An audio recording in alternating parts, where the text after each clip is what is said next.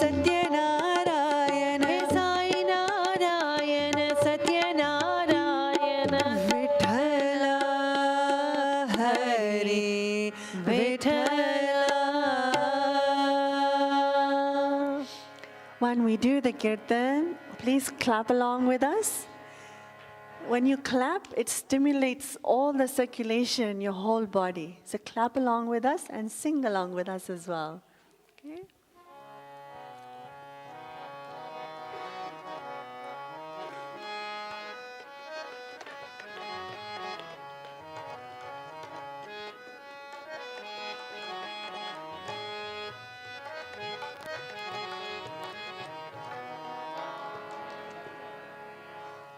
Om Hari Om Hari Om Bhajore Sada Om Hari Om Hari Om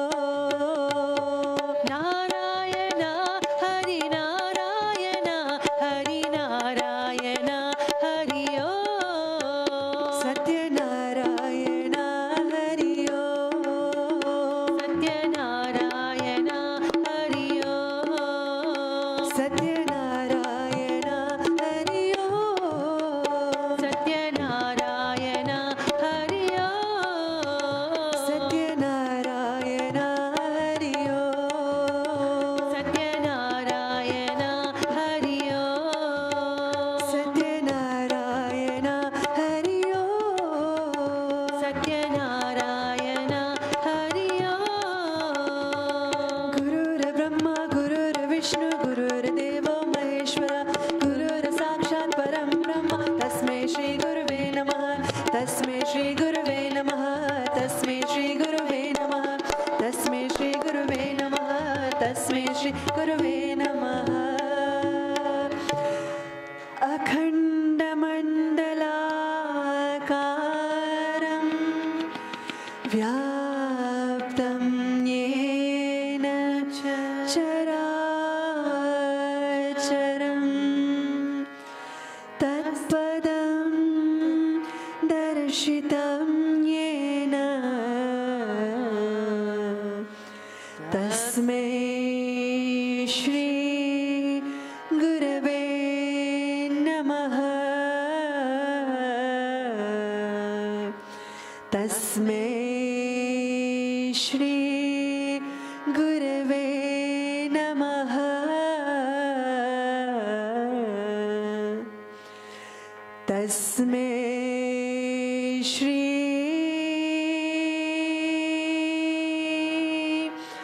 Gurave Namaha.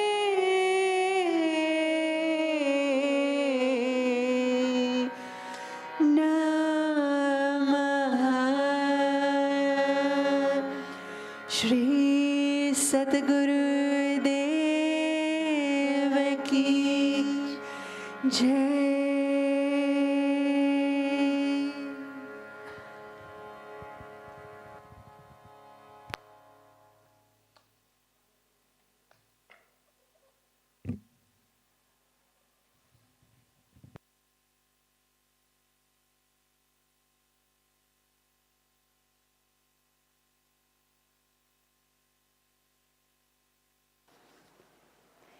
Welcome to Satsang.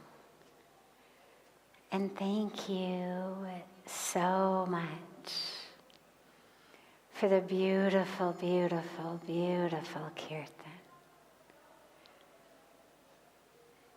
You know, we refer to it in English as music, singing.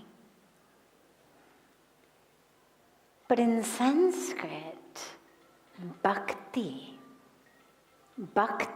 Yoga is something completely different. I mean, it includes being channeled through music, but it's actually a path that opens our hearts, that connects us to the divine in love. So devotional chanting, this Kirtan, is not just, musical interlude sort of stuff. It's actually that which opens our hearts and brings us into that connection with the divine.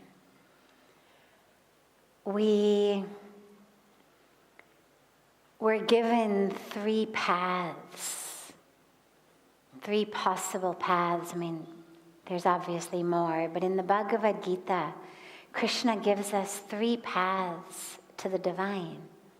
Jnana Yoga, the path of wisdom, knowledge. Karma Yoga, the path of using every action as a way to connect with the divine. And Bhakti Yoga, the path of love and devotion. And for so many people, Bhakti Yoga is the easiest path.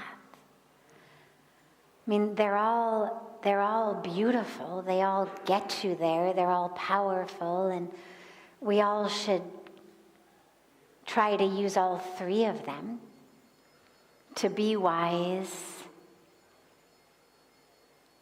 to be introspective, to be deep, to be thoughtful, to study.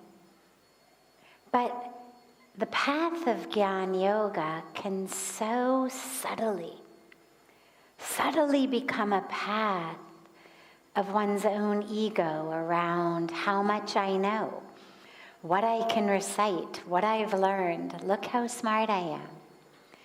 And it can, if we're not really careful, it can pull us out of connection, out of the heart, and into the head through convincing us that somehow reading something or memorizing it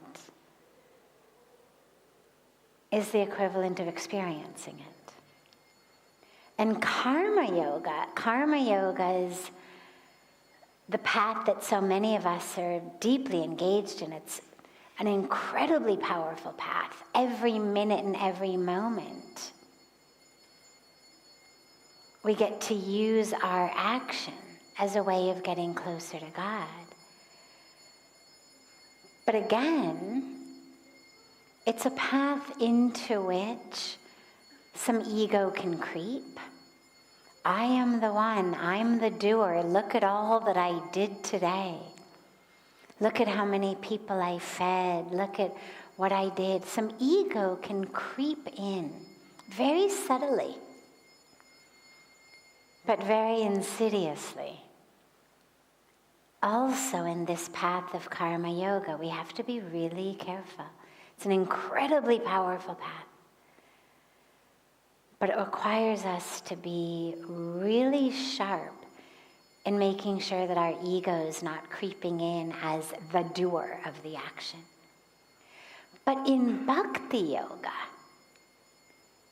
there's much less of a tendency for the ego to creep in.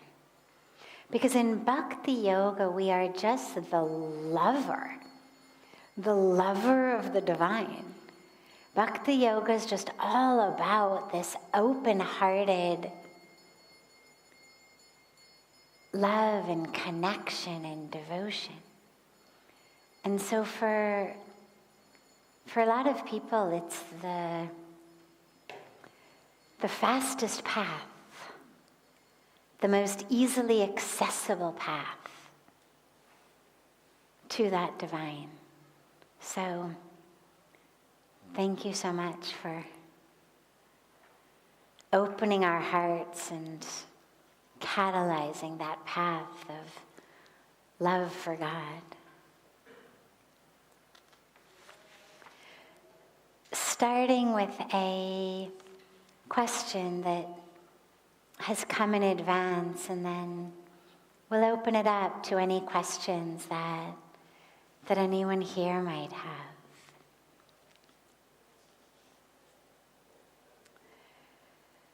I have a strong calling to serve God.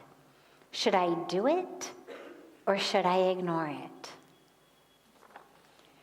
Why in the world would you ignore a strong and divine calling?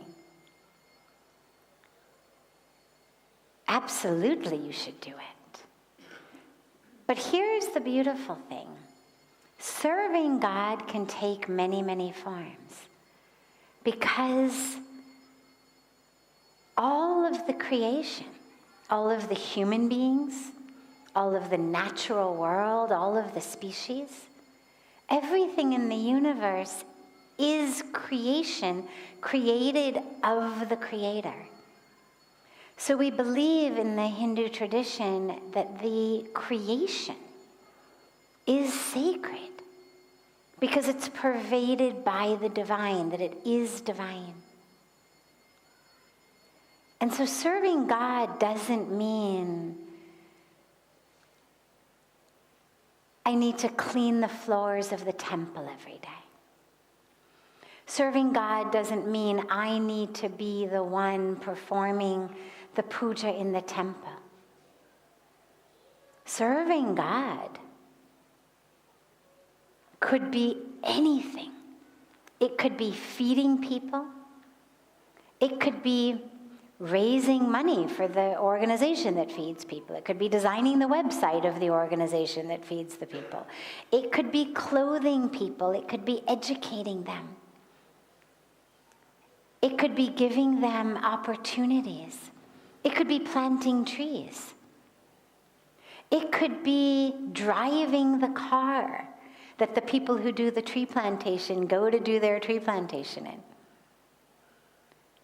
It could be the guy or the gal who maintains the database of where the trees have been planted. Everything that we do can be a way of serving God, as long as it's a way that we are offering of ourselves, of our time, of our energy, of our skills to the creation. And in a way where we're not looking for anything back other than the opportunity to serve. That it's not a bargain, it's not a contract, it's not, I'll do this for you, you do this for me. But in that case, any service can be service of God. So, asked by Asha. So Asha, do not ignore it. By all means, listen to it. Follow it. And use every moment and every opportunity you have to serve God. It's a beautiful, beautiful, beautiful calling.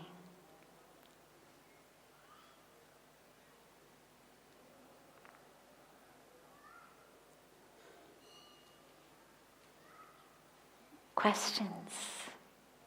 Yes. Namaskaram. My question to you is that if the entire creation is so sacred, and we know that we have to really serve the entire creation, now the issue is that we have limited number of realized beings, such as yourself.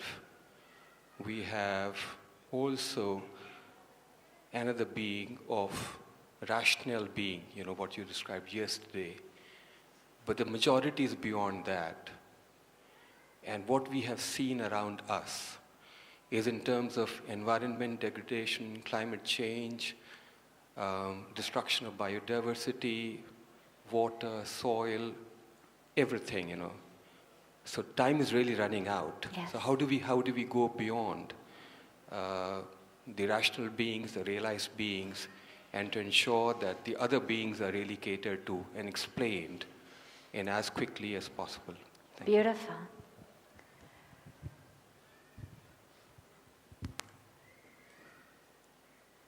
This is where mass awareness is so important. It's where everyone has to become awakened and inspired. There's two pieces.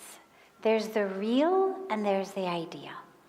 So the ideal says we're all going to become realized beings. We're all going to wake up. We're all going to raise our consciousness and start living as conscious beings, as awake beings, as one with each other, with the earth. And that's beautiful, and we all should hold that as an ideal, and we certainly should work to make sure that we are on a path of unfolding to get closer and closer to our true realization or awakening or whatever word you want to use for it. It doesn't matter, but that in which we realize the truth of who we are and the connection of that with all. But the reality of the situation, as you say, is that there are a huge number of people, a huge percentage rather, who are taking things in the other direction. And we have to look at the real and acknowledge the real while trying to move toward the ideal. It doesn't do us any good to ignore the reality. And this is where it's so important for everyone Whether they are God realized or not, you don't have to be God realized to know that if you don't have clean water to drink, you're going to get sick. You don't have to be God realized to know that polluted air makes us sick. You don't have to be realized to know the importance of trees and soil and water.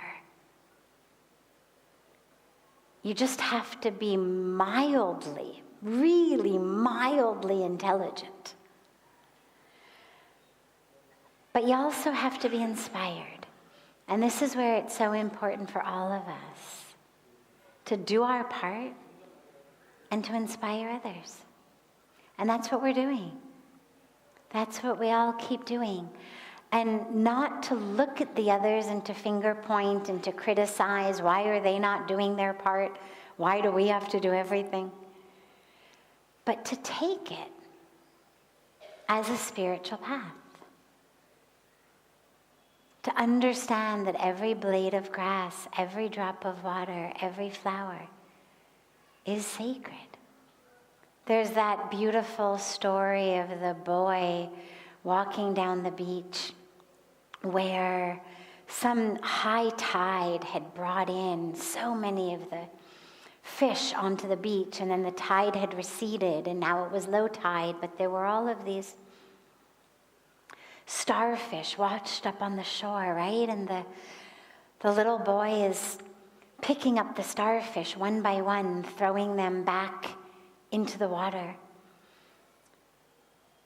And a man walks up to him and says, "What are you doing?" He says, "I'm throwing the starfish back in the water, or they're gonna die out here."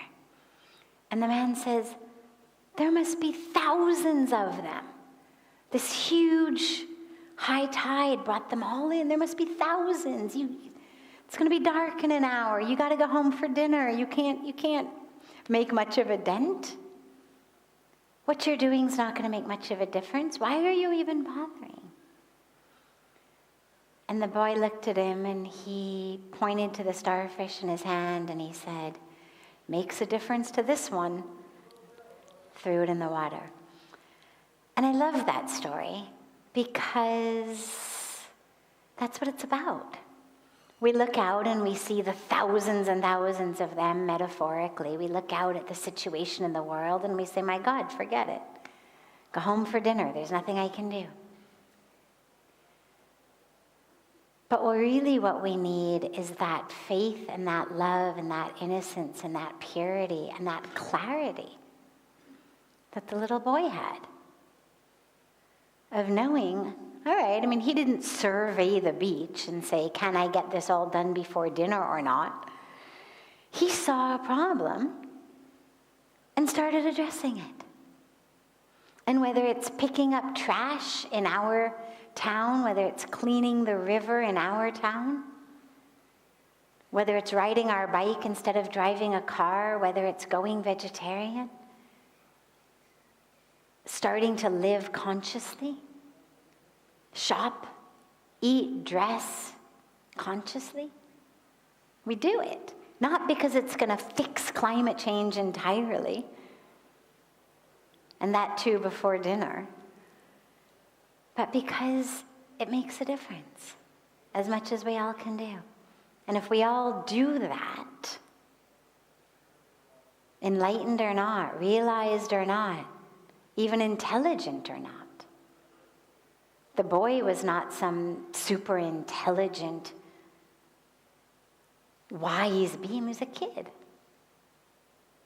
But he had exactly what was needed, which was the awareness. This is in front of me. It is a problem. I can help it. And he did. And that's what's needed. Yeah. Other questions?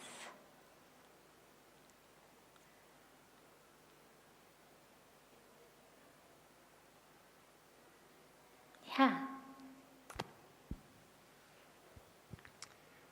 First of all, thank you so much for your beautiful and inspiring memoir. It was so brave, and I'm grateful.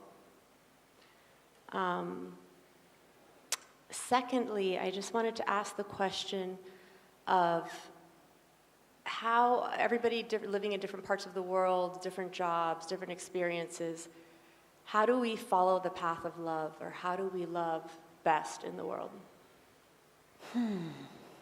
Beautiful. Love is one of my favorite topics.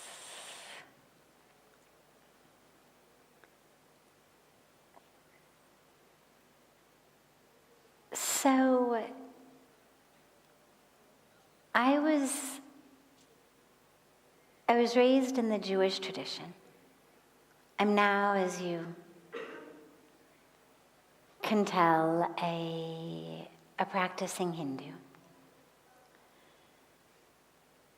And yet, one of the teachings of love that has always really stuck with me is Jesus Christ's teaching about love thy neighbor as thyself. And it's been something that I've done a lot of thinking about, because as deeply spiritual as I am, I'm also a scientist at heart. My academic background is science. I love science. I've got a very scientific, rational mind. And so my mind says, well, what does that mean? And I've asked a lot of both just Christian devotees, believers, as well as Christian leaders. Did he ever clarify how far the neighbor was? Like, did he say next door neighbor? 5-block radius? The people on your street? I mean, did he give any clarifying information about who qualified as a neighbor? And everyone I've always asked says no. Now that led my brain to think, well, okay, I mean, if I look, before moving to the ashram, if I look at every place I've ever lived, every street I've ever lived on, from the time I was growing up, I didn't even know the name of everyone on my street. And maybe you knew the people across the street, maybe you knew the ones right next door. But I didn't even know the names of everyone on my street, let alone be able to actually love them.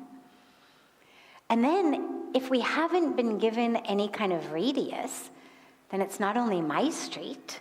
I mean, maybe he means, the whole zip code. Who knows what he meant? And so it boggled my scientific mind. And I finally came to the awareness that there's actually only one way to do it. Because a lot of people, when I would talk about this, would say, well, he didn't mean it literally. But that's scripture. People who are devoted, practicing Christians believe this is the word of God. We can't just dismiss it as, well, he was just, being kind of vague. Scripture is scripture.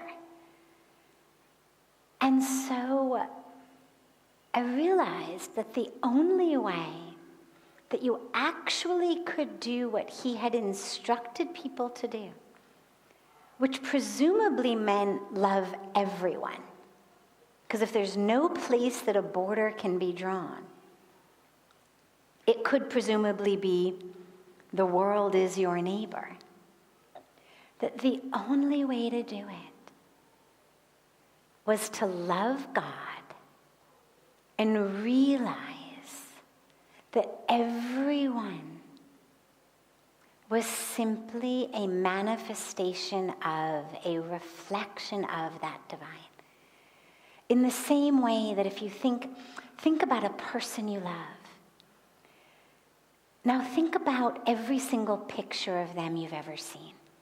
Some may be flattering pictures, some may be non-flattering pictures, but every picture of them, when you look at it, flattering or unflattering, is going to fill your heart with love because it reminds you of the person you love whose picture it is. Whether they've got a Halloween costume on or not, fully clothed, naked, asleep, awake, hair brushed, not brushed, doesn't matter. You love the being whose picture it is. So every picture you see is going to inspire love in your heart.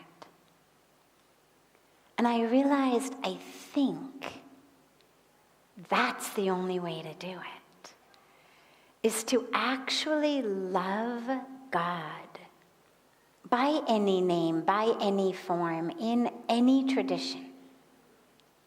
An actual religion or just a spiritual experience, it doesn't matter. But however you are able to connect to that divine, to love the divine so much that you are able to love every single manifestation of, reflection of that divine, because you see the divine in them. And yeah, some are going to be, flattering images. Some are going to be not so flattering images. Some are going to be some that you think, my God, really? That's you? Right? You ever see a picture of a loved one, you say, from when they were young? Really? No. But you're going to love the picture eventually anyway, once you realize, oh, yeah. So in the same way that we have such a hard time sometimes seeing the divine in others, it's really? You in there? And you just have to look a little harder. But to be able to actually experience that love for all, whether it's a human, whether it's a blade of grass, whether it's an animal, because we love the divine, we therefore are able to love all.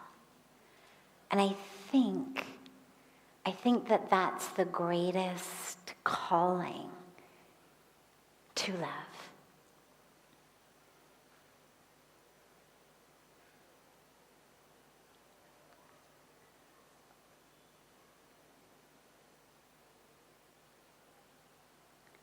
Other questions?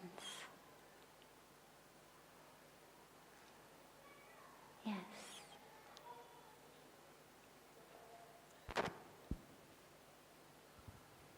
Hello. My question is that we say we love divine and divine is quite kind to us. But in reality what we find is that this world is very cruel. So how come divine has created such a cruel world?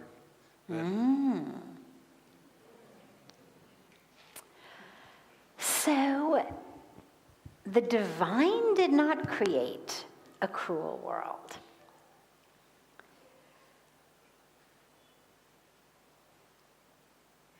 Let's look at nature before we come to humans. Now, I assume everyone in here has at some point in their life, maybe even just on an airplane, seen a National Geographic or Discovery Channel film in which you see some beautiful herd of zebras or wildebeest or whatever they may be going through the African plains, and then suddenly there's the tiger or there's the lion, right? And it starts to hunt its prey, and instinctively, we're always rooting for the zebras, right? The lion finally pounces, and in us we feel, oh, no, and you want somehow that the zebra should get away. And yet, we all understand, well, the lion's got to eat too. This is how the natural world works. If every zebra got away, the poor lion would die. So I don't take that as cruelty. I take that as a natural cycle of life, that on some level we are eaters and we are food. And that's a cycle. To me, that's not cruelty. And I don't think that's what you meant either, but it's important to just begin there, because sometimes you do see these videos and you always feel like, oh my God, that awful lion. When actually the lion's just doing what lions do, which is to have to eat. But then we come to humans. Now, humans are the only species that actually harms another for no reason that benefits its own survival. So everything else in nature that harms for its own survival, either because I need to eat you, or because you are threatening me in some way. So if you go hiking and you accidentally happen to walk between a mama bear and her bear cub, you might find yourself getting attacked. Not because the bear is cruel, but because you've triggered a protective response in that mama bear to protect her cub. But we are the only species that attacks for things that have absolutely nothing to do with our physical survival. Things that have only to do with our ego survival. Right? I mean, somebody steals your parking spot. Hear stories. Somebody pulls out a gun and blows the guy's brains out for cutting in front of him on a freeway or stealing his parking spot. That's not survival. That's ego. Now, when you look at what we as humans do, either in fits of rage and unconsciousness, like killing someone for stealing my parking spot, or in the calculated violence against certain races, certain religions, against women in far too many places, against people who are different from us in so many ways. Or the violence that we are doing to Mother Earth. This is not cruelty that God has created in us. We don't come into the world cruel. I've got a background in psychology, and if you see a child who's killing lizards or, hurting the family cat or dog or their baby brother or sister, this is a problem. Nobody ever says, oh yeah, well, that's normal. That's a huge red flag that this kid has got serious problems and needs help. We do not come into this world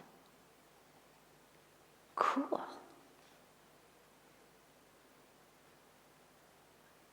We learn it.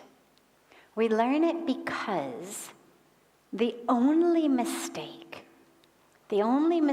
that God might have made, if we allow ourselves for a moment to think that it's not all perfect, I do believe it's all perfect, but just for a moment, the only mistake that we could say that God maybe made was this whole free will business. Maybe God thought that we were going to handle free will much better than we have. But we've been created with this thing called free will. And in free will, we make choices. We make decisions. And we can make them rooted in truth, in love, in compassion. Or we can make them rooted in ignorance and ego. And that's up to us. So the cruelty is not that God has created a cruel world. It's that far too many of us are choosing to align ourselves in ignorance with ego than with truth. And hence you get cruelty. Because if I've aligned myself with this false self, just the physical body and how much money it makes and what its role in society is, how high it is on the ladder, corporate ladder, social ladder, whatever it may be, well then I'm going to do whatever I need to do to have the most money, to be as high as I can on the ladder, to push others away. If I align with my ego, then a threat to the ego becomes survival. In the same way that the mama bear harms you in the protection of her child, if I align myself with my ego and you hurt my ego, well, that's when I start thinking things like, I'll show you. I'm going to get my revenge. We'll see who you think you are. Because, see, my ego has then become as precious as the mama bear's child.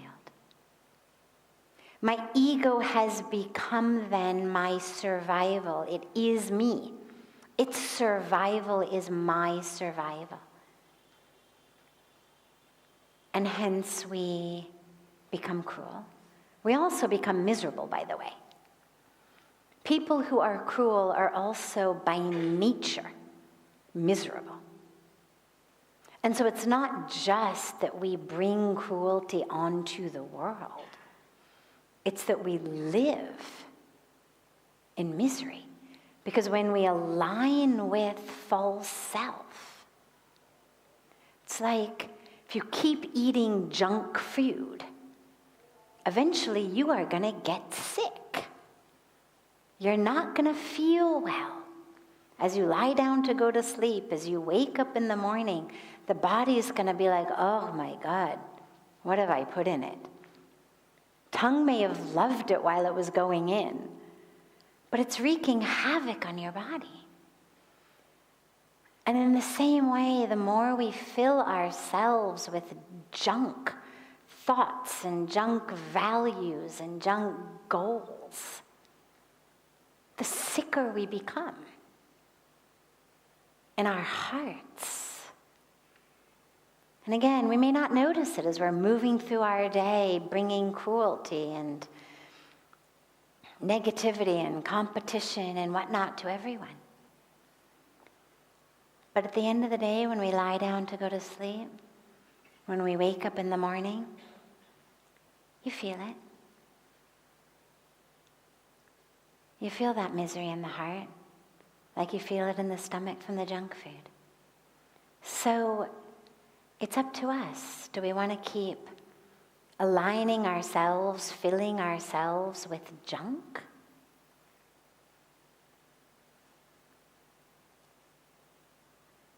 That make us sick in the heart? That make us go against the truth of who we are and become cruel to others who are ourselves? Or do we want to align ourselves with healthy values, healthy decisions, spiritually healthy, emotionally healthy? And those then end up not only making us feel much better, giving us the joy that we're looking for, the peace we're looking for, but we then become assets to Mother Earth rather than viruses to Mother Earth. But it's not God's fault, unless you consider that this gift of free will was perhaps not so smart. You know, it's like parents give their kids something sometimes that they think the kid is old enough to know what to do with, and then they discover the child is not, and so they confiscate it. I wonder sometimes why God doesn't just confiscate this free will thing. But I think it's because the whole point is that we need to use our free will to wake up to the truth. That's the whole point. But it's not God's fault. It's our fault for aligning ourselves with ignorance. And so we become cruel. This is why we need more satsang, more spiritual practice, more meditation, more prayer, more karma yoga and bhakti yoga and jnana yoga. It's why we need more love. Because it feels so good. It feels so much better to hug someone than to hurt them. Not just in the mind that says, oh, this is the right thing and that's the wrong thing, but if you just think back on your life, times that we've all been cruel to another, even on a minor level, it feels horrible, especially in retrospect. And then you think about those times that you've been loving to another, and it feels so good. So we have to all choose love. When we choose love, we find it inside, we find the joy inside, and we stop this pandemic of cruelty and violence.